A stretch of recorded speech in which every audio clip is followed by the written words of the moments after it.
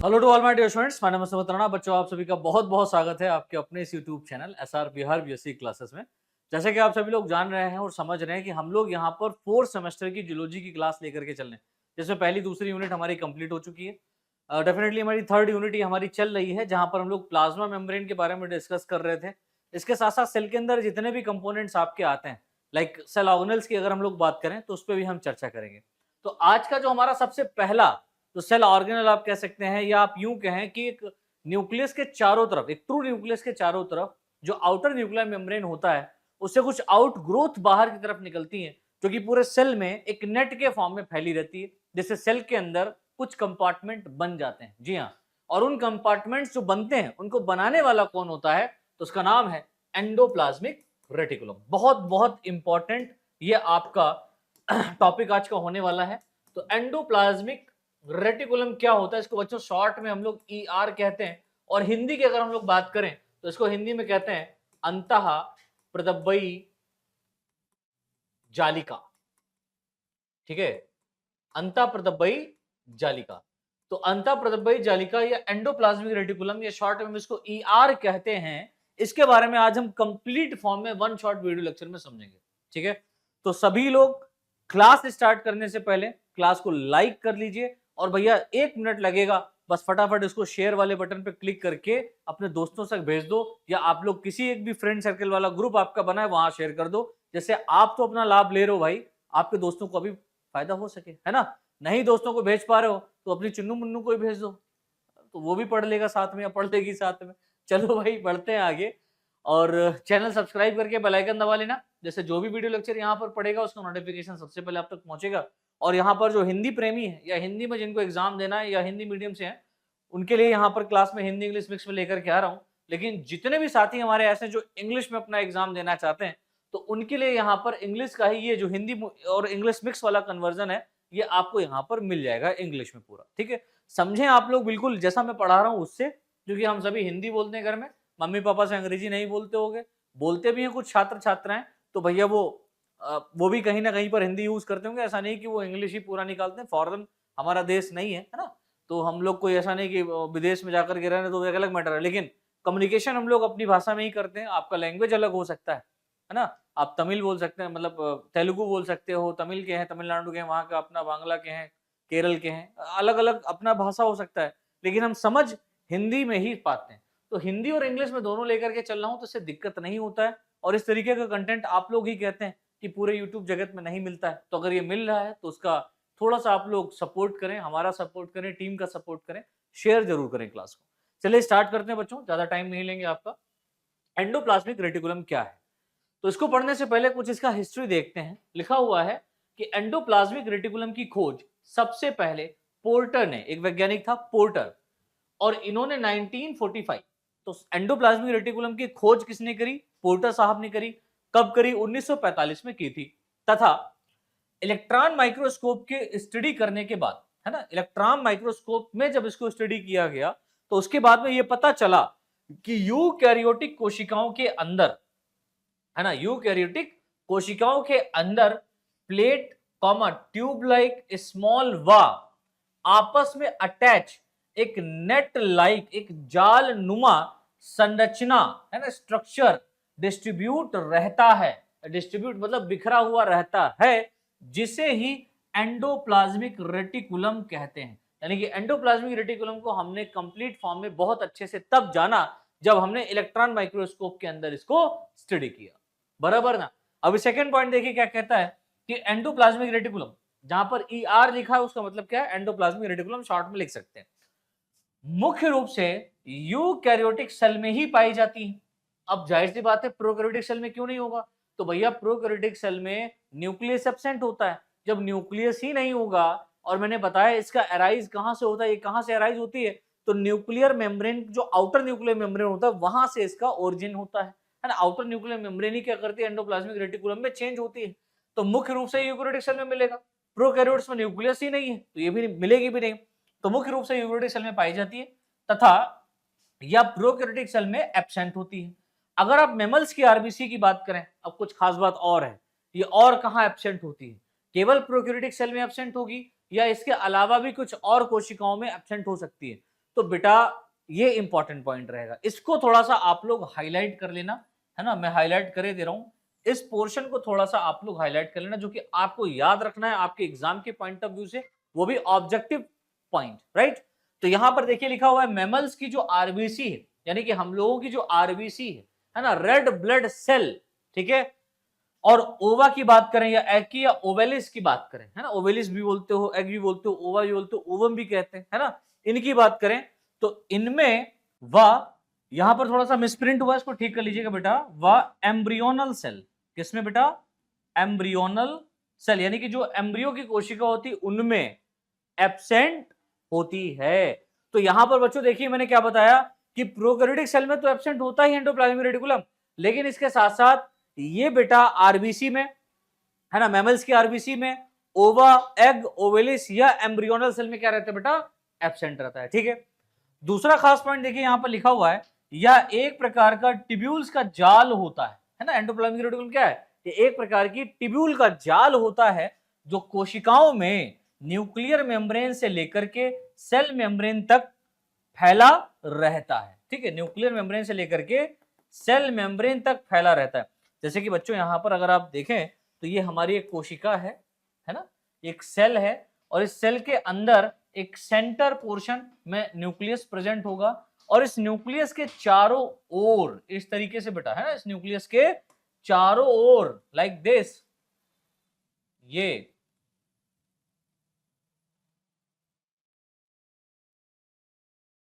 ठीक है, ये इस तरीके से, है ना, एक स्ट्रक्चर प्रेजेंट रहता है जो एंडोप्लाज्मिक रेटिकुलम में इस तरीके से चेंज रहता है, लाइक, ठीक है ना, तो एंडोप्लाज्मिक रेटिकुलम में ये प्रेजेंट रहता है ना, इस तरीके से न्यूक्लियस, ये क्या होगा बेटा, न्यूक्लियस हो गया, ये न्यूक्लियस हो गया, ये न्यूक्लियस है ना, तो न्यूक्लियस के चारों ओर, न्यूक्लियस के चारों ओर इस तरीके से एक मेम्ब्रेन प्रेजेंट रहता है, इसी को हम लोग क्या कहते हैं, एंडोप्लाज्मिक, एंडोप्लाज्मिक रेटिकुलम, ठीक है, इसी को क्या कहा जाता है बेटा, एंडोप्लाज्मिक रेटिकुलम कहा जाता है। इस बात को आप अच्छे से समझ लीजिए, और अगर पूछा जाए एंडोप्लाज्मिक रेटिकुलम कहां है, तो आप कहेंगे सर न्यूक्लियस के चारों ओर एक मेम्ब्रेन स्ट्रक्चर रहता है, आउटर न्यूक्लियर मेम्ब्रेन से लेकर के मेम्ब्रेन तक, है ना, सेल मेम्ब्रेन तक ये प्रेजेंट रहता है। आगे देखिए लिखा हुआ है कि एंडोप्लाज्मिक को कई अन्य नामों से भी जाना जाता है। अब देखिए हमारे बॉडी के अंदर बहुत सारी सेल है ना, एक एक आरबीसी भी है, रेड ब्लड सेल्स, वहां तो एंडोप्लाज्मिक रेटिकुलम प्रेजेंट ही नहीं, एब्सेंट है। तो बॉडी में कुछ कोशिकाएं ऐसी हैं जहां पर इनको उस कोशिका में प्रेजेंट होने के कारण उसका नाम ही चेंज हो गया, मतलब है एंडोप्लाज्मिक रेटिकुलम ही, लेकिन उस सेल में प्रेजेंट है तो उसका नाम क्या है, दूसरा है। जैसे यहां पर देखिए एक टर्म दिया गया है एर्गेस्टोप्लाज्म, एर्गेस्टोप्लाज्म जो है बेटा ये एंडोप्लाज्मिक रेटिकुलम ही होता है, लेकिन ये प्रेजेंट कहां होता है, माइलीड बॉडी इन आई, एग नहीं बेटा आई होगा, है ना, माइलीड बॉडी इन आई, आई में हमारी एक स्पेसिफिक सेल पाई जाती है जिसको माइलॉइड बॉडी कहते हैं। इस माइलॉइड बॉडी के अंदर, माइलॉइड बॉडी के अंदर जो एंडोप्लाज्मिक रेटिकुलम आपको मिलेगा वो एर्गेस्टोप्लाज्म के रूप में मिलता है, ठीक है। इसी तरीके से बेटा निसेल्स बॉडी इन नर्व सेल, यानी कि जो नर्व सेल है ना, नर्व कोशिका है, इसके अंदर ये निसेल्स बॉडी के रूप में जाना जाता है क्या बेटा, एंडोप्लाज्मिक रेटिकुलम ही है, ठीक है। तो ये बात भी आप याद रखिएगा, खास है। अच्छा आगे देखिए बेटा लिखा हुआ है स्ट्रक्चर ऑफ एंडोप्लाज्मिक रेटिकुलम। अब हमारा जो नया हेडिंग पड़ेगा वो रहेगा structure of endoplasmic reticulum, that means endoplasmic reticulum की संरचना, है ना, ईआर की हम क्या पढ़ेंगे बेटा, संरचना।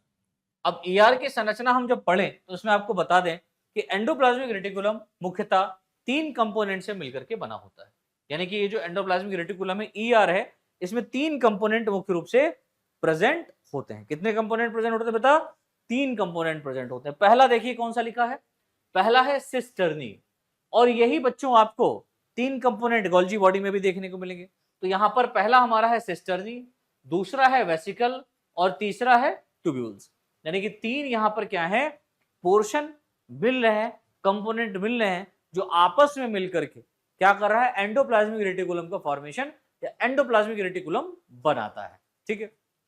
अब हम सबसे पहले बात करेंगे यहां पर किसकी, सिस्टर्नी की। सिस्टर्नी क्या है? देखिए लिखा हुआ यह एक long comma flat comma unbranch structure होती है जो स्टॉक के फॉर्म में अरेंज रहते हैं। स्टॉक के फॉर्म में मतलब ऐसे, ठीक है, अनब्रांच स्ट्रक्चर होगी जो कि स्टॉक के फॉर्म में क्या रहता है बेटा, अरेंज रहते हैं, तथा इन पर राइबोसोम पाए जाते हैं। और इन्हीं के ऊपर क्या होगा बेटा, इस तरीके से राइबोसोम प्रेजेंट होते हैं, ठीक है, इन पर राइबोसोम अरेंज स्टॉक के रूप में पाए जाते हैं और इन पर राइबोसोम पाए जाते हैं जो कि आर ई आर का मतलब समझते बेटा, आर का मतलब रफ एंडोप्लाज्मिक रेटिकुलम। अब जब टाइप ऑफ एंडोप्लाज्मिक रेटिकुलम को बताएंगे, पढ़ाएंगे, तो वहां पर बताएंगे दो तरीके की एंडोप्लाज्मिक रेटिकुलम प्रेजेंट है, एक तो रफ एंडोप्लाज्मिक रेटिकुलम है, दूसरा smooth endoplasmic reticulum. Rough endoplasmic reticulum की अगर आप बात करें तो इसके ऊपर राइबोसोम प्रेजेंट होगा, राइबोसोम प्रेजेंट होगा जिसके कारण ये जो मेम्ब्रेन होगी हल्की सी खुरदुरी हो जाएगी, जिसके कारण इसे क्या कहा जाता है, रफ एंडोप्लाज्मिक रेटिकुलम कहा जाता है। तो राइबोसोम पाए जाते हैं, राइबोसोम पाए जाते हैं जो कि आर का निर्माण करते हैं, यानी कि रफ एंडोप्लाज्मिक रेटिकुलम का निर्माण करते हैं। जिस पर राइबोसोम प्रेजेंट नहीं होगा वो स्मूथ होगी, रफ नहीं होगी। दूसरा लिखा हुआ है वेसिकल। देखिए लिखा हुआ है वेसिकल में ओवल शेप है ना, वेसिकल ये क्या होते हैं बेटा, ये ओवल शेप या स्फेरिकल स्ट्रक्चर्स होती हैं जिन पर राइबोसोम नहीं पाए जाते। अब इन वेसिकल्स के ऊपर राइबोसोम प्रेजेंट नहीं होते। राइबोसोम कहां प्रेजेंट होते हैं बेटा, सिस्टर्नी के ऊपर होते हैं, है ना, तथा यह SER स्मूथ एंडोप्लाज्मिक रेटिकुलम का निर्माण करने में सहायक होती हैं। तो सिस्टर्नी जो है उसके ऊपर राइबोसोम प्रेजेंट होगा, ये खास बात है बेटा, याद रखिएगा, सिस्टर्नी के ऊपर राइबोसोम प्रेजेंट होगा जिसके कारण वो रफ एंडोप्लाज्मिक रेटिकुलम बनाएगा। और वहीं पर वेसिकल जो इसी का ही एक पोर्शन है, एंडोप्लाज्मिक रेटिकुलम का एक कंपोनेंट है जहां पर राइबोसोम प्रेजेंट नहीं होता, जिस कारण ये स्मूथ होता है और SER का निर्माण करता है, स्मूथ एंडोप्लाज्मिक रेटिकुलम का निर्माण करता है, ठीक है। अब हम अगर ट्यूब्यूल्स की बात करें तो इनका क्या काम है, तीसरा पोर्शन, तो देखिए लिखा हुआ है यह इरेगुलर मतलब कोई इसका शेप नहीं है, कॉमा ब्रांच एक शाखित संरचना होती है जिन पर राइबोसोम एब्सेंट होते हैं तथा यह भी SER का निर्माण करने में सहायक होती है। और ये वेसिकल के साथ साथ जो ट्यूब्यूल है ना, ये ट्यूब्यूल भी SER स्मूथ एंडोप्लाज्मिक रेटिकुलम का बनाने का काम करती है। आगे बढ़ते हैं, देखिए आगे लिखा हुआ है एंडोप्लाज्मिक रेटिकुलम का स्ट्रक्चर गोल्जी बॉडी के सिमिलर होता है, यानी कि जो तारक काय है, सॉरी, जो गोल्जी बॉडी है ना, जो तारक काय अलग होता है सेंट्रल, जो इसका हिंदी मेरे को भी याद नहीं आ रहा है, जो गोल्जी बॉडी है, इस गोल्जी बॉडी या गोल्जी कॉम्प्लेक्स या गोल्जी अपरेटस जो है ना, इसका जैसा संरचना होता है बिल्कुल वैसा ही एंडोप्लाज्मिक रेटिकुलम का होता है ना, लेकिन किंतु परंतु बंधु क्या इनमें cisternae comma tubules comma vesicle cytoplasm में सेपरेट फॉर्म में पाए जाते हैं। समझ पा रहे हो, यानी कि कोशिका द्रव्य के अंदर सिस्टर्नी अलग होगा, मतलब एक पूरा स्ट्रक्चर बनेगा, सिस्टर्नी मतलब साथ में ही अरेंज रहेगा लेकिन एक अलग स्ट्रक्चर बनाएगा गोल्जी बॉडी। आगे नेक्स्ट क्लास में जब मैं पढ़ाऊंगा तो वहां पर आपको समझ में आएगा, है ना।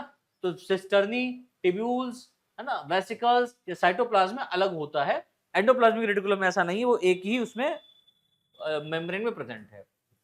आगे देखिए लिखा हुआ है गोल्जी बॉडी किसी पार्टिकुलर पार्ट पर अरेंज होते हैं, यानी कि जब गोल्जी बॉडी किसी साइटोप्लाज्मिक पार्टिकुलर पोर्शन में एक पार्ट में अरेंज होते हैं, जबकि एंडोप्लाज्मिक रेटिकुलम साइटोप्लाज्म में डिस्ट्रीब्यूटेड होते हैं। तो दोनों में खास बात यह भी है कि जो गोल्जी बॉडी है ये एक पार्टिकुलर रीजन में पाया जा रहा है ना, वहां उस रीजन में है तो उस रीजन के अलावा किसी दूसरे रीजन में नहीं मिलेगा। लेकिन एंडोप्लाज्मिक रेटिकुलम तो चारों तरफ निकला हुआ है ना, इस मेम्ब्रेन से इधर जा रहा है, इधर जा रहा है, इधर, चारों तरफ आपको ये देखने को मिलेगा। एंडोप्लाज्मिक रेटिकुलम को सामान्यतः सेल का सिस्टम ऑफ मेम्ब्रेन कहा जाता है, ठीक है। तो सामान्य रूप से अगर आप देखें, ठीक है, सामान्य रूप से अगर आप देखें तो सिस्टम ऑफ मेम्ब्रेन किसे कहते हैं, तो system of membrane endoplasmic reticulum को माना जा रहा है। अब इस सिस्टम ऑफ मेम्ब्रेन इसको क्यों कह रहे हैं बच्चा, है ना, ये भी खास बात है भैया, सिस्टम ऑफ मेम्ब्रेन काहे कहा जा रहा है इसको, है ना। तो सिस्टम ऑफ मेम्ब्रेन इसलिए इसको बोला जाता है क्योंकि बेटा एंडोप्लाज्मिक जो रेटिकुलम होता है, एंडोप्लाज्मिक जो रेटिकुलम होता है ये सेल के अंदर एक सिस्टम का फॉर्मेशन कर रहा है, एक कॉम्प्लेक्स का फॉर्मेशन, एक चैम्बर का फॉर्मेशन कर रहा है, जहां पर डिफरेंट टाइप की मेटाबॉलिक एक्टिविटीज परफॉर्म होती है। ठीक है, तो जिस चैम्बर में अगर जिस चैम्बर में अगर सेलुलर रेस्पिरेशन चल रहा है, तो दूसरे चैम्बर में फोटोसिंथेसिस चल रहा होगा, मैं प्लांट की अगर बात करूं तो, या दूसरे चैम्बर में मेटाबॉलिक एक्टिविटी चल रही होगी, है ना। तो ये जो स्ट्रक्चर है या ये जो सिस्टम बना रहा है सेल के अंदर, ये कौन बनाता है? एंडोप्लाज्मिक रेटिकुलम बनाता है। अब हम लोग बात करते हैं बेटा टाइप ऑफ एंडोप्लाज्मिक रेटिकुलम की, है ना। तो एंडोप्लाज्मिक रेटिकुलम के प्रकार प्रकार कितने प्रकार का एंडोप्लाज्मिक रेटिकुलम होता है ना। तो देखिए पूरा का पूरा लेक्चर हम यहाँ पर कंप्लीट करेंगे सिंपल लैंग्वेज में, थोड़ा सा मिसप्रिंट जो हुआ है उसको मैं यहाँ पर क्लियर करते चलूंगा, तो आपको दिक्कत नहीं होगा। देखिए लिखा हुआ है एंडोप्लाज्मिक रेटिकुलम मुख्यतः दो प्रकार के होते हैं। कितने प्रकार के होते हैं बेटा? दो प्रकार के होते हैं। एक तो SER, दूसरा RER। SER को स्मूथ एंडोप्लाज्मिक रेटिकुलम कहते हैं, है ना, और RER को रफ एंडोप्लाज्मिक रेटिकुलम कहा जाता है। ये बात याद रखिएगा। सबसे पहला हमको पढ़ना है स्मूथ एंडोप्लाज्मिक रेटिकुलम। लिखा हुआ है यह मुख्यतः ट्यूबुलर व वेसिकल्स की, यह मुख्यतः ट्यूबुलर व वेसिकल्स की बनी होती है ना। इसमें सिस्टर्नी एब्सेंट होती है। तो सिस्टर्नी वाला पोर्शन है क्योंकि सिस्टर्नी पे राइबोसोम प्रेजेंट होते हैं, और राइबोसोम ट्यूबुलर और वेसिकल्स पर प्रेजेंट नहीं होते। तो जो SER है बेटा, ये ट्यूबुलर और वेसिकल से मिलकर के ही बनी होती है, एवं इनमें राइबोसोम नहीं पाए जाते हैं, इनके ऊपर राइबोसोम नहीं प्रेजेंट होगा, तथा यह कम स्टेबल, कम स्थायी, है ना, कम स्टेबल यानी कि लेस स्टेबल, कम स्थायी वाले होते हैं, लेस स्टेबल स्ट्रक्चर होती हैं, या मुख्यतः सेल मेम्ब्रेन के पास में। ये कहां प्रेजेंट है बेटा? सेल मेम्ब्रेन के पास परिधि की ओर। कहां पर बेटा? परिधि, है ना, परिधि की ओर, उसके साइड में परिधि की ओर पाई जाती है। तो इस बात को याद रखना, सेल मेम्ब्रेन के पास में परिधि की ओर पाई जाती है। कौन? Endoplasmic reticulum. मतलब अरे यार देखो ना, ये सेल मेम्ब्रेन है ना, ये क्या है बेटा? सेल मेम्ब्रेन है ना। इसी को हम लोग क्या कह रहे हैं? प्लाज्मा लेमा या प्लाज्मा मेम्ब्रेन, है ना। तो ये कहां पर जाकर के रुक रहा है? देखो ये एंडोप्लाज्मिक रेटिकुलम गया, ये कहां से गया? न्यूक्लियर मेम्ब्रेन से होते हुए गया। न्यूक्लियर मेम्ब्रेन से कहां पहुंच रहा है? प्लाज्मा मेम्ब्रेन के परिधि की तरफ, है ना, मेम्ब्रेन की तरफ। समझ पा रहे हो ना? तो जो पॉइंट लिखा है बेटा उसी को क्लियर करते हुए चल रहे हैं। आगे देखिए लिखा हुआ है ये मेम्ब्रेन मुख्यतः लिपिड व ग्लाइकोजन मेटाबॉलिज्म सिंथेसिस से संबंधित होती है। यानी कि जो स्मूथ एंडोप्लाज्मिक रेटिकुलम है, ये स्मूथ एंडोप्लाज्मिक रेटिकुलम क्या कर रहा है बेटा? लिपिड और ग्लाइकोजन मेटाबॉलिज्म है। लिपिड और ग्लाइकोजन का मेटाबॉलिज्म कौन कराता है? लिपिड और ग्लाइकोजन को कौन तोड़ता है? तो वो कौन है बेटा? स्मूथ एंडोप्लाज्मिक रेटिकुलम, है ना। या उसका सिंथेसिस कौन कराता है, निर्माण कौन कराता है? वो कौन होता है बेटा? Smooth endoplasmic reticulum. तो लिपिड व ग्लाइकोजन मेटाबॉलिज्म सिंथेसिस में संबंधित होती है, तथा यह मेम्ब्रेन स्टेरॉइड हार्मोन का भी सिंथेसिस करती है। तो स्मूथ एंडोप्लाज्मिक रेटिकुलम जिसका अच्छा होगा, डेफिनेटली उसमें स्टेरॉइड हार्मोन भी बनना होगा, है ना। स्टेरॉइड हार्मोन भी अच्छे से बनेगा। अब जाहिर सी बात है, कुछ लोग अपने बॉडी को बड़ा अच्छा बनाने के लिए स्टेरॉइड का यूज करते हैं, है ना, सुंदर दिखाने के लिए, लेकिन बाहर से लिया गया स्टेरॉइड आपके बॉडी के लिए बहुत बहुत हानिकारक होता है। इसलिए स्टेरॉइड बिल्कुल ना लें। स्टेरॉइड से आपका स्ट्रेंथ, मसल्स बिल्कुल ग्रो करेगा, लेकिन भाई साहब आने वाले टाइम में डेफिनेटली दिक्कत करेगा। तो स्टेरॉइड अगर दे भी रहे हैं तो डॉक्टर्स के प्रिकॉशंस में लें, है ना। जब तक डॉक्टर जितना बता रहा है उतना लें, अपने आप डॉक्टर बनने का प्रयास ना करें। तो डॉक्टर के प्रिकॉशंस में आप ले सकते हैं स्टेरॉइड, ऐसा नहीं लेते हैं, लेकिन एथलीट्स वगैरह में तो ये पूरा मना हो गया। स्टेरॉइड लेने वालों को तो खिलाया भी नहीं जाता है ना। तो जो बॉडी खुद बना रही है, जितना स्टेरॉइड अपने आप बना ले वो अलग बात है। इन मेम्ब्रेन के द्वारा माइक्रोबॉडीज, इन मेम्ब्रेन के द्वारा माइक्रोबॉडीज जिसको स्फेरोसोम्स भी कहते हैं, इन मेम्ब्रेन के द्वारा माइक्रोबॉडीज यानी स्फेरोसोम्स का भी निर्माण होता है। तो SER क्या कर रहा है? लिपिड ग्लाइकोजन मेटाबॉलिज्म सिंथेसिस करा रहा है। दूसरा क्या है कि माइक्रोबॉडी का भी क्या करता है बेटा? निर्माण करता है। अब हम बात करते हैं दूसरे पोर्शन की जिसका नाम है RER। क्या है बेटा? RER, rough endoplasmic reticulum. क्या कहता है? यह मुख्यतः सिस्टर्नी से मिलकर के बनी होती है। तो रफ एंडोप्लाज्मिक रेटिकुलम किससे मिलकर के बना है? तो सिस्टर्नी से मिलकर के बना है, ठीक है। तथा इस मेम्ब्रेन पर राइबोसोम पाए जाते हैं। तो यहां पर राइबोसोम प्रेजेंट होगा, है ना। राइबोसोम प्रेजेंट होने के कारण ही ये क्या है बेटा, RER हो गया है, रफ हो गया है।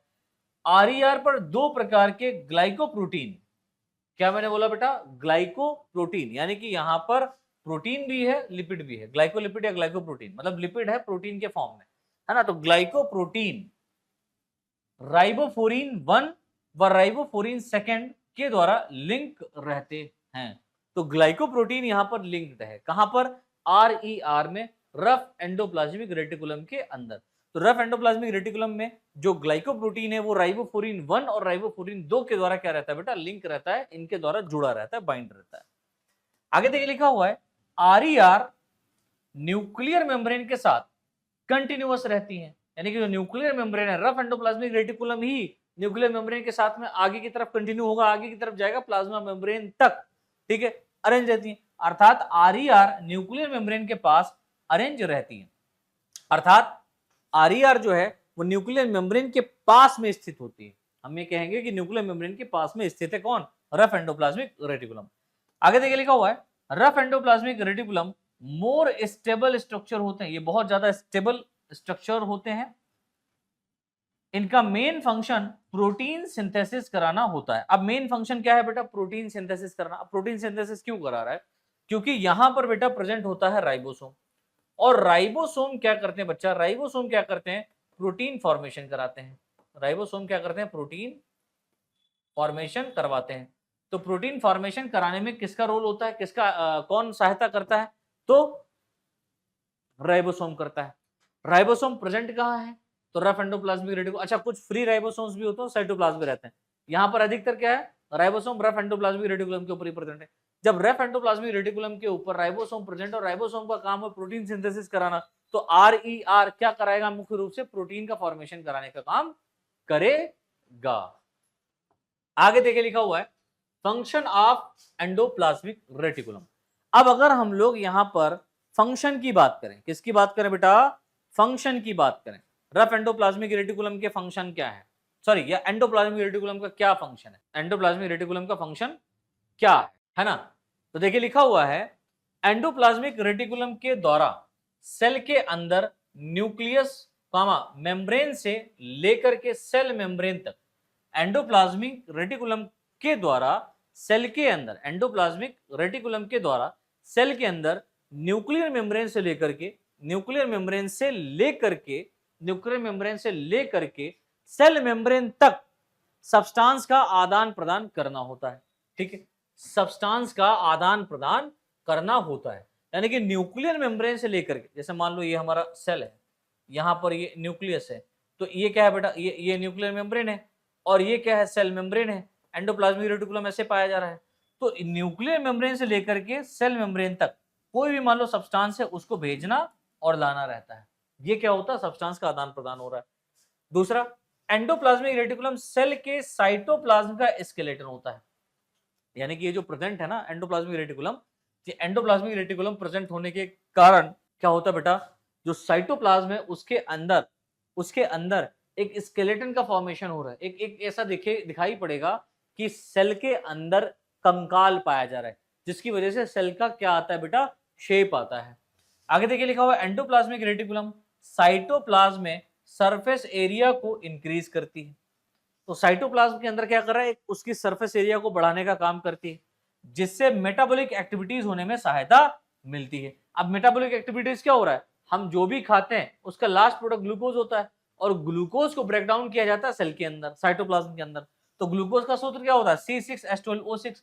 इसको ऑक्सीजन की प्रेजेंट में, कार्बन डाइऑक्साइड और वाटर में, प्लस एनर्जी में, है ना, प्लस एनर्जी में AT, एनर्जी किस रूप में बनेगी यहाँ पर, ATP के रूप में बनेगी, तो प्लस एनर्जी में चेंज किया जाता है। तो ये प्रोसेस कहां हो रहा है बेटा, ये प्रोसेस साइटोप्लाज्म के अंदर हो रहा है। ये प्रोसेस साइटोप्लाज्म में अच्छे से हो सके, इसके लिए एंडोप्लाज्मिक रेटिकुलम ने क्या किया, कंपार्टमेंट बना दिए, है ना, सेल के अंदर पूरे चारों तरफ फैल करके सेल में छोटे छोटे कंपार्टमेंट बना दिए, जहां पर ये आसानी से अपना काम कर सकते हैं। नेक्स्ट पॉइंट, नेक्स्ट फंक्शन क्या है कि एंडोप्लाज्मिक रेटिकुलम के द्वारा telophase stage of cell division में या न्यूक्लियर मेम्ब्रेन को रिप्रोड्यूस करते हैं। Telophase stage of cell division, जब सेल डिवीजन का टीलोफेज स्टेज होता है बेटा, यानी कि यहां पर हम बात कर रहे हैं किसकी, कैरियोकाइनेसिस की। किसकी बात कर रहे हैं, कैरियोकाइनेसिस की। तो कैरियोकाइनेसिस में जो टीलोफेज स्टेज है, ठीक है, telophase stage of cell division है, तो इसके अंदर न्यूक्लियर मेम्ब्रेन को दोबारा से क्या किया जाता है, रिप्रोड्यूस किया जाता है, बनाया जाता है। इस बात को याद रखिएगा।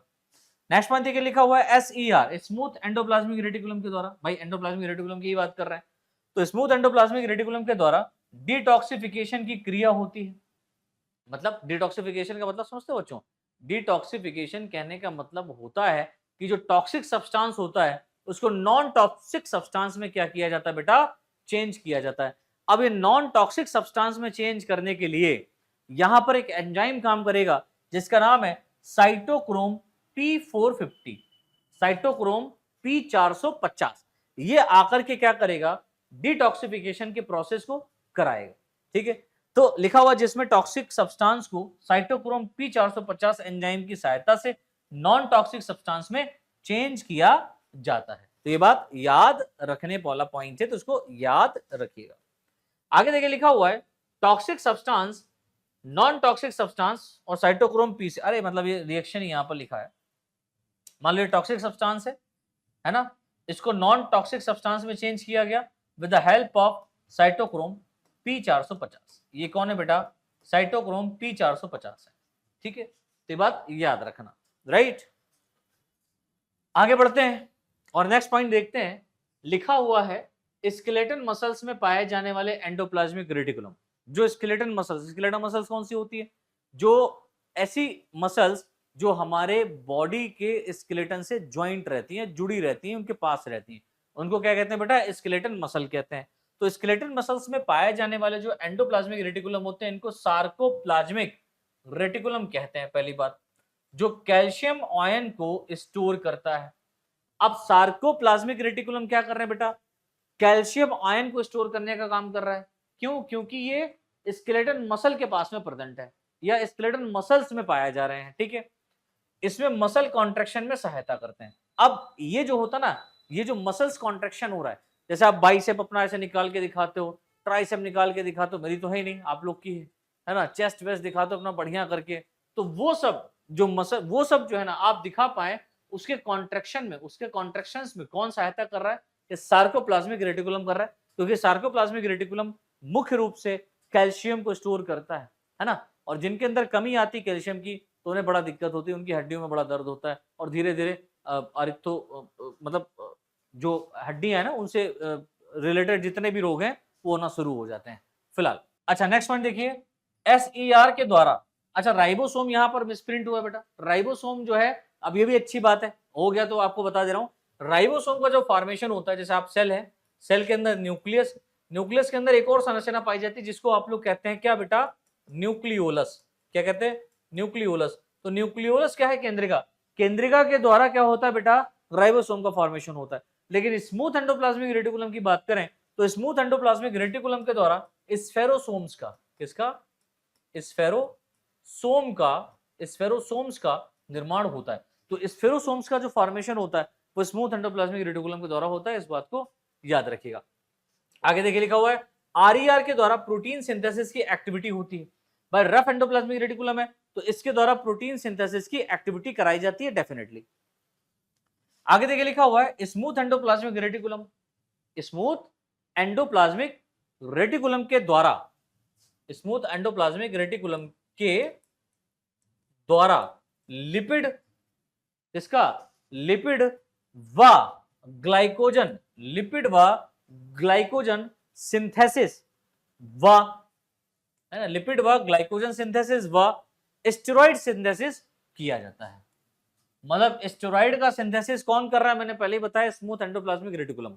और ये भी मैंने बताया कि स्टेरॉइड लेना बड़ा गंदा होता है, आप बाहर से मत लो, आपका बॉडी भी बनाता है स्टेरॉइड, ऐसा नहीं कि आपका बॉडी नहीं बना रहा है, लेकिन आप अपने बॉडी को उस लेवल का तो रखो, उसके आधार का तो बनाओ, अच्छा खान पान करो, स्टेरॉइड बनेगा। कौन बना रहा है, स्मूथ एंडोप्लाज्मिक रेटिकुलम बना रहा है ना, कौन बना रहा है, स्मूथ एंडोप्लाज्मिक रेटिकुलम बना रहा है। अब स्मूथ एंडोप्लाज्मिक रेटिकुलम के द्वारा देखो लिपिड ग्लाइकोजन सिंथेसिस हो रहा है और स्टेरॉइड का भी सिंथेसिस हो रहा है। लिपिड ग्लाइकोजन तो सिंथेसाइज हो रहा है, लेकिन इसके साथ साथ किसको किया जा रहा है बेटा, स्टेरॉइड सिंथेसिस भी किया जाता है, ये पॉइंट भी याद रखिएगा। नेक्स्ट और लास्ट पॉइंट है कि एंडोप्लाज्मिक रेटिकुलम के द्वारा गोल्जी बॉडी लाइसोसोम्स का भी निर्माण होता है। तो जो गोल्जी बॉडी बना है सेल के अंदर, या जो लाइसोसोम का फॉर्मेशन हुआ है, suicidal bag of the body या suicidal bag of the cell कहा जाता है, इनका जो निर्माण हुआ है वो भी कहीं ना कहीं एंडोप्लाज्मिक रेटिकुलम के द्वारा ही हुआ है। तो ये पॉइंट भी आप याद रखिएगा, बहुत बहुत इंपॉर्टेंट पॉइंट होता है। अब देखो बेटा, यहां पर एक विशेष पॉइंट करके मैंने अलग से भी लिखा, देखो यहां पर SRBSc क्लासेस एकमात्र ऐसा प्लेटफॉर्म है बेटा जो आपको डिटेल में सारी चीजें पढ़ा रहा है, ठीक है। यहां पर हम कुछ भी छोड़ने की बात नहीं कर रहे हैं। बीएससी कर रहे हैं तो बीएससी में जितना पोर्शन हो सकता है, जितना आपका सिलेबस में, वो तो हम पढ़ा ही रहे हैं। उसके अलावा जो एडवांस चीजें हैं वो भी हम यहाँ पर बताने का प्रयास कर रहे हैं, जिससे आप अपनी आगे की फर्दर तैयारी कर पाए, अपने कॉम्पिटेटिव एग्जाम्स की अगर तैयारी कर रहे हैं तो वो भी कर पाए, है ना। तो उससे आप बढ़िया से सीख सकते हो। तो बस चैनल को लाइक, शेयर और सब्सक्राइब जरूर कर लीजिएगा। अच्छा, यहां पर कुछ मॉडिफिकेशंस के बारे में बताया गया है कि modification of endoplasmic reticulum, endoplasmic reticulum में कुछ मॉडिफिकेशंस हुए हैं। ये मॉडिफिकेशन करता है वो क्या है, तो सबसे पहला देखो बेटा, मैंने बताया सार्कोप्लाज्मिक रेटिकुलम, अभी नाम आया था ना, सार्कोप्लाज्मिक रेटिकुलम क्या है, तो देखो लिखा हुआ है, या मुख्यतः स्मूथ एंडोप्लाज्मिक रेटिकुलम होता है। सार्कोप्लाज्मिक रेटिकुलम मेनली क्या है, स्मूथ एंडोप्लाज्मिक रेटिकुलम होता है, जो स्केलेटन व हार्ट की मसल्स में पाया जाता है। जो हमारे हृदय की कोशिकाएं हैं, कार्डियक सेल हैं, उनके अंदर और स्केलेटन में जो मसल्स पाई जा रही हैं उनके अंदर ये पाया जा रहा है, ठीक है। सार्कोप्लाज्मिक रेटिकुलम कैल्शियम आयन व एनर्जी प्रोड्यूसिंग कंपाउंड को स्टोर करती है। मतलब जो एनर्जी को प्रोड्यूस करने वाले कंपाउंड होते हैं, या जो कैल्शियम आयन है, इसको स्टोर करने का काम करता है, ठीक है। इस बात को याद रखना। जो मसल्स के कॉन्ट्रैक्शन में सहायता करती है, मसल्स के अंदर जो कॉन्ट्रैक्शन हो रहा है उसमें कौन सहायता कर रहा है बेटा, ये मॉडिफाइड एंडोप्लाज्मिक रेटिकुलम, जिसको हम लोग क्या कहते हैं बेटा, सार्कोप्लाज्मिक रेटिकुलम। समझ में आ रहा है। अब आप कहेंगे सर हार्ट सेल में क्यों पाया जा रहा है, तो यार एक बात बताओ, दिन हो या रात हो, 24 घंटे कौन धड़कता है, दिल ही धड़कता है। वैसे तो सारे फंक्शन काम करते हैं, ऐसा नहीं कि मतलब हमारा लंग्स काम करना बंद कर दिया, ब्रेन काम करना बंद कर दिया, ऐसा नहीं है। लेकिन दिन हो या रात, हार्ड वर्कर कौन है बेटा, हमारा हार्ट, क्योंकि वो पंप कर रहा है ब्लड को, और हर टाइम कॉन्ट्रैक्शन रिलैक्सेशन चल रहा है।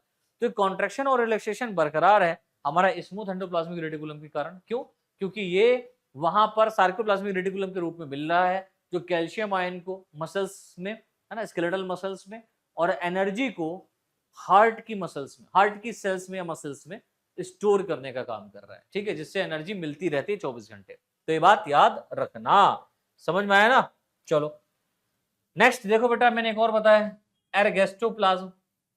एर्गेस्टोप्लाज्म क्या है ना, तो देखिए लिखा हुआ है, जब राइबोसोम एंडोप्लाज्मिक रेटिकुलम की सिस्टर्नी पर अटैच होते हैं। मैंने क्या बताया, जब राइबोसोम एंडोप्लाज्मिक रेटिकुलम की सिस्टर्नी पर अटैच है ना, तो इसे एर्गेस्टोप्लाज्म कहते हैं। तो इसे क्या कहते हैं बेटा, एर्गेस्टोप्लाज्म कहते हैं, ठीक है, एर्गेस्टोप्लाज्म कहते हैं। अर्थात रफ एंडोप्लाज्मिक रेटिकुलम एर्गेस्टोप्लाज्म ही होता है। जो रफ एंडोप्लाज्मिक रेटिकुलम होता है बेटा, वो कौन होता है, अगर हम बात करें, अर्थात rough, RER, rough endoplasmic reticulum कौन है, एर्गेस्टोप्लाज्म ही होता है, ठीक है। आगे देखिए लिखा हुआ है, नर्वस सिस्टम के एर्गेस्टोप्लाज्म। अगर आप नर्वस सिस्टम की बात करें तो नर्वस सिस्टम के एर्गेस्टोप्लाज्म क्या होते हैं, निसल्स बॉडी कहलाते हैं, या एंडोप्लाज्मिक रेटिकुलम ही कह दो ना। नर्वस सिस्टम की अगर हम लोग बात करें, भैया नर्व सेल की बात कर रहे हो ना, नर्व सेल की बात कर रहे हो, तो इसके एर्गेस्टोप्लाज्म की बात करो, या एंडोप्लाज्मिक रेटिकुलम की बात करो, तो मैंने बताया ना, एंडोप्लाज्मिक रेटिकुलम हो या एर्गेस्टोप्लाज्म हो या सार्कोप्लाज्म हो, ये जो है ना, ये नर्व सेल के अंदर निसल्स बॉडी के रूप में जाने जाते हैं, निसल्स बॉडी के रूप में पाए जाते हैं। अच्छा, यहां पर देखिए एक और है, कौन है बेटा, माइलॉइड बॉडी, है ना। तीसरा एंडोप्लाज्मिक रेटिकुलम का मॉडिफिकेशन कौन है, माइलॉइड बॉडी। देखिए लिखा हुआ है, यह स्पेशली SER होती है, जैसे स्मूथ एंडोप्लाज्मिक रेटिकुलम, ये मुख्य रूप से SER ही है। जो रेटिना की पिगमेंटेड एपिथेलियल सेल में पाई जाती है। अब रेटिना कहाँ है? हमारा आई में। तो आई में एक रेटिना पोर्शन है, उसके अंदर जो पिगमेंटेड एपिथेलियम कोशिकाएं होती हैं, वहां पर माइलॉइड बॉडी पाई जाती है, जो कि एक प्रकार की स्मूथ एंडोप्लाज्मिक रेटिकुलम ही होती है। माइलॉइड बॉडी फोटो सेंसिटिव होते हैं। माइलॉइड बॉडी क्या होते हैं बेटा? फोटो सेंसिटिव होते हैं। दैट मींस ये वाला जो एंडोप्लाज्मिक रेटिकुलम है फोटो सेंसिटिव है, जो पिगमेंट माइग्रेशन में सहायता करती है ना, ये पिगमेंट के माइग्रेशन में, पिगमेंट को भेजने में सहायता करती है पूरे सेल के अंदर। ठीक है, इसके अलावा एक और है बेटा, इसका मॉडिफिकेशन जिसको हम लोग माइक्रोसोम कहते हैं। क्या कह रहे हैं बेटा? माइक्रोसोम। तो देखिए लिखा हुआ है, यह एंडोप्लाज्मिक रेटिकुलम के स्मॉल स्मॉल फ्रेगमेंट्स होते हैं। ये क्या होते हैं बेटा? एंडोप्लाज्मिक रेटिकुलम के छोटे छोटे टुकड़े होते हैं जो कि लिविंग सेल्स में नहीं पाए जाते। ये लिविंग सेल्स में नहीं पाए जाते तो कहां पाए जाएंगे बेटा? ये non living cells, that mean जो मर जाते, जो डेड सेल है उसके अंदर जो आप एंडोप्लाज्मिक रेटिकुलम देखेंगे तो एंडोप्लाज्मिक रेटिकुलम एक्चुअल में क्या होगा? माइक्रोसोम के रूप में टूट जाता है ना। तो ये तो बात हो गई बेटा हमारे कुछ इंपॉर्टेंट पॉइंट की, यहां पर मॉडिफिकेशंस की। अब देखिए यहां पर एक खास बात और लिखा है, एंजाइम ऑफ एंडोप्लाज्मिक रेटिकुलम, है ना, एंजाइम्स ऑफ एंडोप्लाज्मिक रेटिकुलम। तो एंडोप्लाज्मिक रेटिकुलम के ऊपर या एंडोप्लाज्मिक रेटिकुलम के साथ में कौन कौन से एंजाइम आपस में मिलकर के काम करते हैं, क्योंकि एंडोप्लाज्मिक रेटिकुलम एक बहुत इंपॉर्टेंट स्ट्रक्चर है, इसलिए सब कुछ यहां पर हम पढ़ेंगे। देखिए लिखा हुआ है, एंडोप्लाज्मिक रेटिकुलम की मेम्ब्रेन में डिफरेंट टाइप के एंजाइम्स पाए जाते हैं। ठीक है, जो मुख्यतः फास्फोलिपिड व कोलेस्ट्रॉल की, फास्फोलिपिड व कोलेस्ट्रॉल के सिंथेसिस में, फास्फोलिपिड व कोलेस्ट्रॉल के सिंथेसिस में, इसके निर्माण में इंपॉर्टेंट रोल, है ना, इंपॉर्टेंट होते हैं, है ना, कोलेस्ट्रॉल की सिंथेसिस में या फास्फोलिपिड की सिंथेसिस में क्या होते हैं बेटा? इंपॉर्टेंट होते हैं। ठीक है, अब इसके थोड़े से एग्जांपल देखते हैं बेटा, कौन कौन से हैं। तो देखिए एग्जांपल मैंने यहाँ पर लिखे हुए हैं कि सबसे पहला जो यहाँ पर एग्जांपल है वो है NADH डाइफोरेज, है ना। ये एक प्रकार का एंजाइम है जो आपको कहाँ मिलेगा बेटा? एंडोप्लाज्मिक रेटिकुलम में मिल जाएगा। सुक्रेज एंजाइम है, ग्लूकोज 6 फास्फेटेज एंजाइम होता है, ये भी यहाँ पर प्रेजेंट होता है। NADH साइटोक्रोम 6 रिडक्टेज एंजाइम यहाँ पर होगा, है ना, cytochrome C reductase enzyme. Magnesium ion activated ATPase, magnesium ion activated ATPase enzyme भी यहां पर प्रेजेंट है।